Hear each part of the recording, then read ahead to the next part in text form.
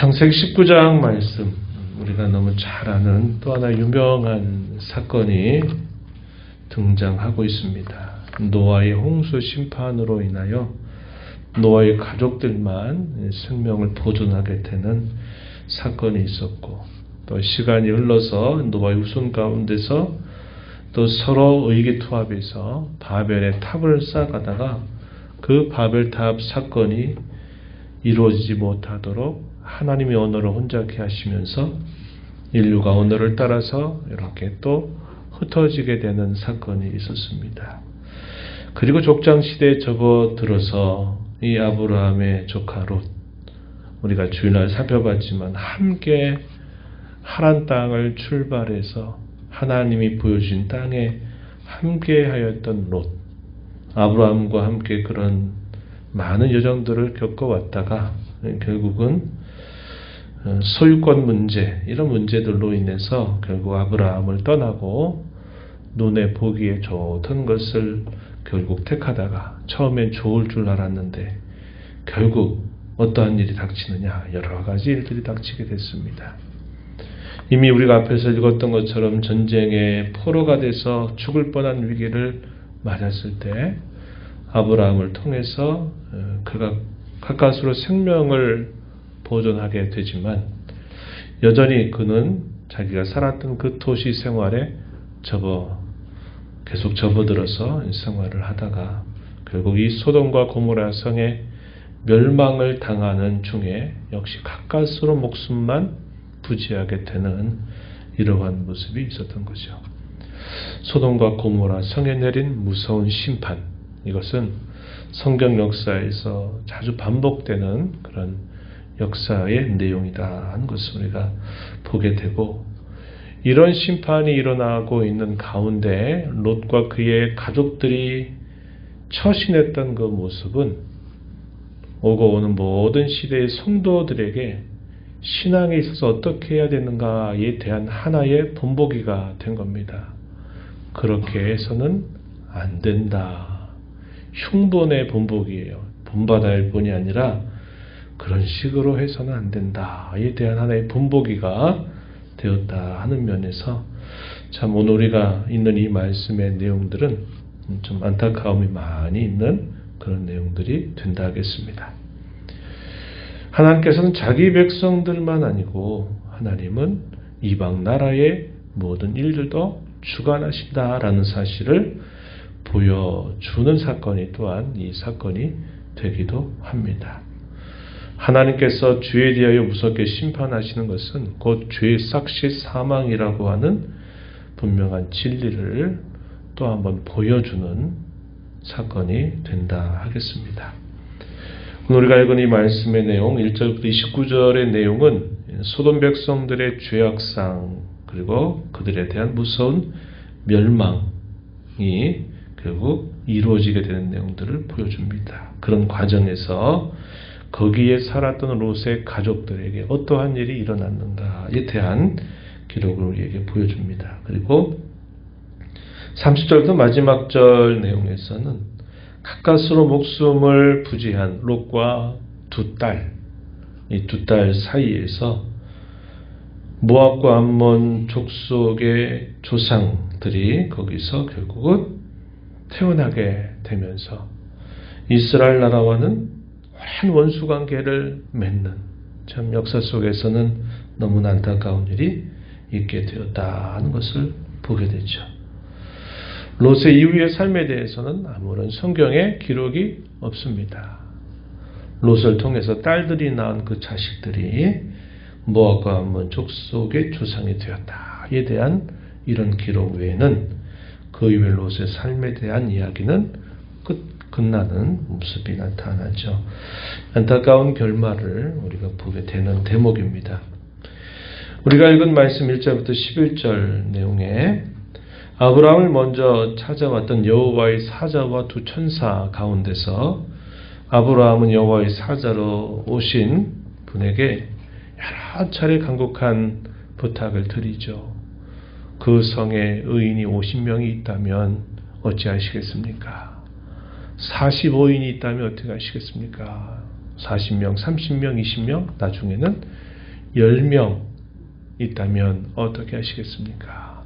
이 말은 무슨 말입니까?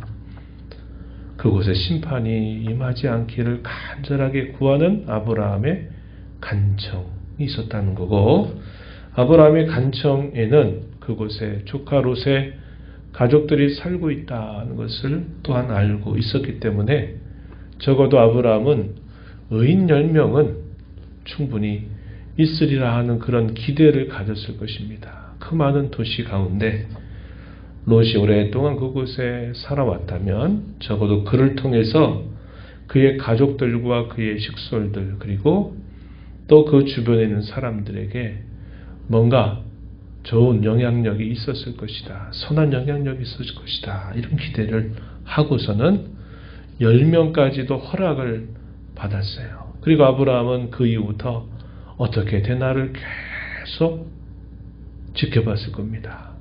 그곳에 심판이 임하지 않기를 그렇게 기대하는 마음을 가지고 기다렸을 것이에요. 그런데 결국은 심판이 닥치게 된 것이죠.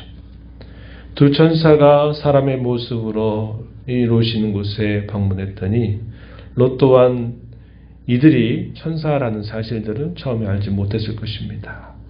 낯선 곳에서 자기를 찾아온 이 손님에 대해서 아브라함이 극진히 대접을 했던 것처럼 이 롯도 자기를 찾아온 이 두 사람을 향하여 극진하게 대접을 하고 강권해서 자기의 집으로 들이는 모습을 보여주죠.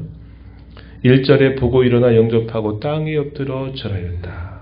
3절에 가서는 식탁을 베풀고 무교병을 구워서 그들이 먹도록 했다는 겁니다. 그런데 이런 낯선 곳에서 사람이 찾아왔다고 하는 소식이 알려지면서 이 소돔 백성들이 하나둘 계속 사람들이 롯이 있는 집으로 모여들었습니다. 노소를 막론하고 원건에서 사람들이 모여서 그 집을 에워싸고서 롯에게 요구합니다. 그 사람들을 우리에게 내라. 우리가 그들을 상관하겠다. 이렇게 표현했어요. 상관한다라는 말이 대단히 완곡한 표현인데 이 성적 관계를 맺는다. 이것을 보여주죠. 그래서 당시 소돔이라고 하는 도시는 순리로 남자와 여자가 이렇게 서로 살아가는 게 아니라 영리로 남자와 남자와 여자와 해서 동성애와 같은 이런 완악한 죄악들을 짓는 것에 별 의식이 없습니다. 얼마나 그 도시가 부패했는가. 이것은 우리가 앞에서도 여러 차례 이 소돔이 여호와 앞에 심히 죄악되었다는 표현들을 통해서도 우리가 봤는데 여기서도 하나의 그 일례를 보여주고 있는 것입니다. 롯이 간곡하게 부탁합니다. 심지어는 정혼한 딸들마저도 내어줄 테니 이 사람들을 건들지 말라. 이런 모습도 우리가 참 이해하기 힘든 모습인데 그럼에도 불구하고 이 완악한 이 백성들은 그렇게 하지 않습니다. 닫아놓은 문을 부시고 들어오려고 할 기세였어요. 그때 이 두 사람이 말합니다. 13절에 부르짖음이 여호와 앞에 크므로 여호와께서 이곳을 멸하시려고 우리를 보내셨다. 우리가 멸할 것이다 라는 말을 알려주면서 너에게 속해 있는 자들을 데리고 빨리 이 성을 떠나라고 촉구합니다. 이 외에 내게 속한 자가 없느냐? 혹시 있느냐? 그렇다면 빨리 이 성 밖으로 나가라고 요구를 하는 것이죠. 결혼을 약속한 사위 혹은 자녀 혹은 성중에 너에게 속한 사람 12절에 그렇게 표현했죠. 너에게 속한 사람. 이게 무슨 말입니까? 롯이 롯의 영향력을 받아서 그와 함께 그 이방의 우상을 섬기고 그들의 삶을 따라 살지 않는 그런 사람이 있다면 빨리 이 성 밖으로 이끌어내라. 의인의 목록 안에 들어갈 수 있는 사람들을 말하죠. 결혼한 사위들에게 말을 전합니다. 여호와께서 이 성을 멸한다 하셨는데 빨리 일어나 이곳을 떠나야 된다 얘기했더니 이 결혼을 할 사위들의 대답 농담으로 여겼다 이렇게 말합니다. 농담으로 여겼다. 여호와께서 이런 일이 있겠다 하는데도 농담으로 여겼다 하는 말은 이들이 얼마나 이런 롯이 섬기려 했고 섬겨왔다 말하는 그 하나님에 대하여 얼마나 모욕적인 태도를 가지고 있었나, 멸시 않는 태도를 가지고 있었나 하는 것을 단적으로 보여주고 있는 겁니다. 진리를 농담으로 여기는 자들.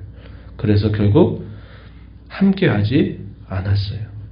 롯 자신도 머뭇거렸습니다. 17절 읽은 말씀에 보니까 그러나 롯이 지체하였다 이렇게 말합니다.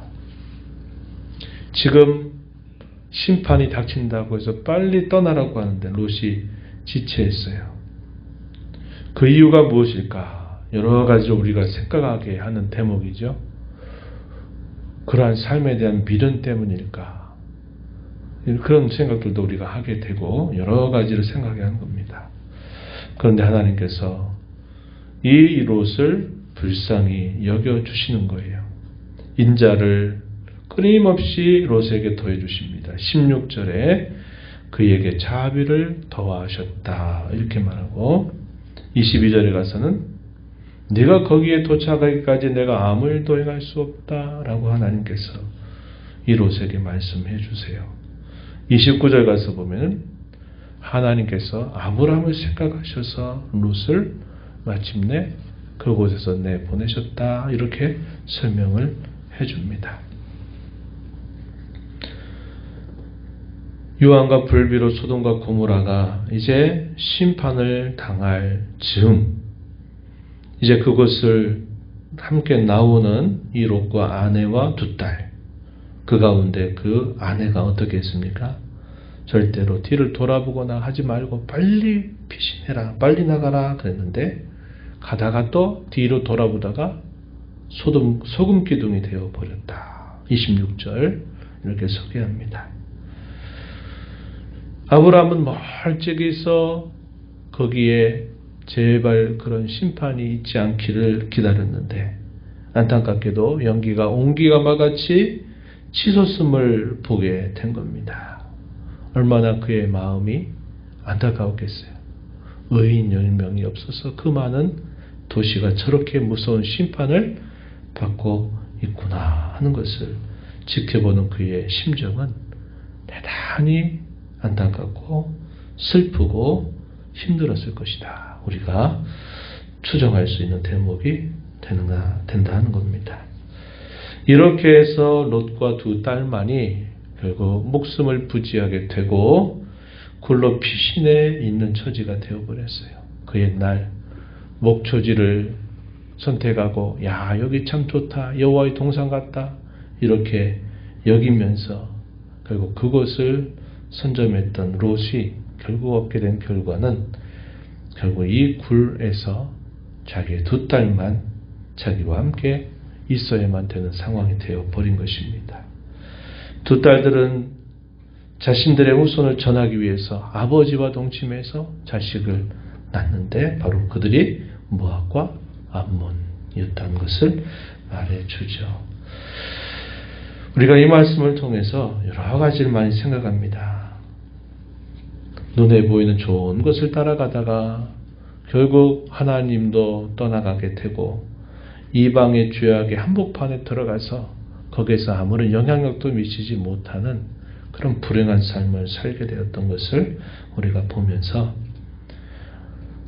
어떻게 했어야 됐습니까? 아브라함과 좀 거리를 두더라도 그의 삼촌 곁에 있어야죠. 전쟁에서 죽을 뻔한 위기를 겪고서도 또다시 그 도시로 또 들어갔어요. 그에게 다시 살 수 있는 기회가 주어졌지만 기회를 또 저버리고 또 도시로 또 들어갔습니다. 결국 들어가서 심판 가운데 목숨만 부지하는 참 안타까운 그의 모습을 보여주고 있는 것입니다. 하나님을 가까이 하는 것, 그게 무엇보다 중요한 일이고 작은 것을 탐하려고 하다가 정말 중요한 것을 놓쳐버리는 모습이 되고 말았던 것입니다. 늘 우리가 조심해야 될 부분이고 하나님의 말씀을 농담처럼 여기고 하나의 습관처럼 여기는 태도, 이것은 늘 우리가 조심해야 될 태도가 되겠고요. 떠나야 될 때 떠날 줄 알아야 되고 떠나면 거기에 미련을 두어서는 안 된다는 겁니다. 롯의 아내의 흉본이죠. 흉본. 그래서 성경은 뭐라고 말하느냐. 누가복음 9장 62절에 보면요. 쟁기를 잡고 뒤를 돌아보는 자 하나님 나라에 합당치 않다 이렇게 말씀을 하고 있습니다. 세상에 대한 미련 이런 것들을 늘 우리가 조심하고 뒤돌아보지 않는 그런 자세를 가지고 하나님을 잘 섬겨가는 저와 여러분이 되기를 바랍니다. 하나님 아버지 감사합니다. 이 새벽 시간에도 저희들을 깨워주셔서 오늘도 아버지 앞에 이끄시고 저희에게 찬양드리며 주의 말씀을 또 듣게 하시며 받은 말씀 가지고 기도하며 이 하루를 주 안에서 시작하게 해주셔서 감사합니다.